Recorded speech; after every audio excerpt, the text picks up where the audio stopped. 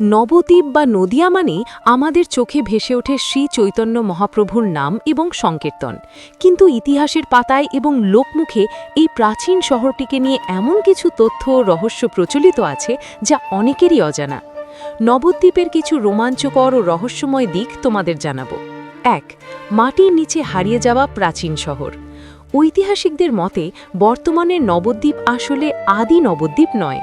গঙ্গার গতিপথ পরিবর্তনের ফলে আদি নবদ্বীপ, যেখানে মহাপ্রভুর জন্ম হয়েছিল বলে মনে করা হয়, বারবার নদীগর্ভে বিলীন হয়েছে।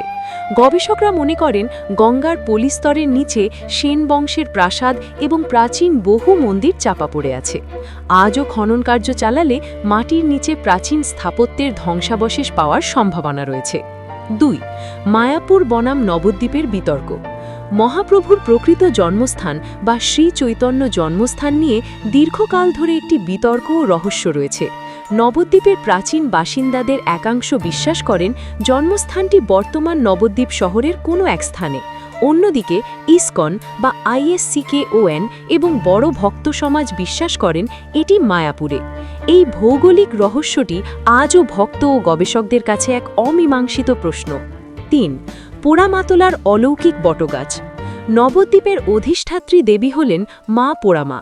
এখানকার সবচেয়ে বড় রহস্য হল বিশাল এক প্রাচীন বটগাছ।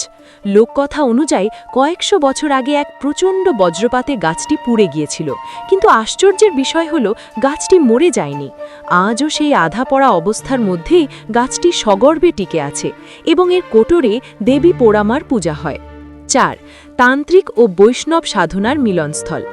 অনেকেই মনে করেন নবদ্বীপ মানেই শুধু বৈষ্ণব ধর্ম, কিন্তু রহস্যের বিষয় হল একসময় নবদ্বীপ ছিল তন্ত্র সাধনার অন্যতম প্রধান কেন্দ্র। আগম বাগীশ, যিনি দক্ষিণাকালী মূর্তির প্রবর্তক, এই ভূমিতেই সাধনা করতেন। এখানে এমন কিছু গোপন তান্ত্রিক মন্দির আছে যা সাধারণের দৃষ্টির আড়ালে থাকে এবং সেখানে আজও গভীর রাতে তান্ত্রিক রীতি পালিত হয়। ৫. লুপ্তপ্রায় পুঁথি ও পাণ্ডুলিপি। নবদ্বীপ ছিল ভারতের অক্সফোর্ড।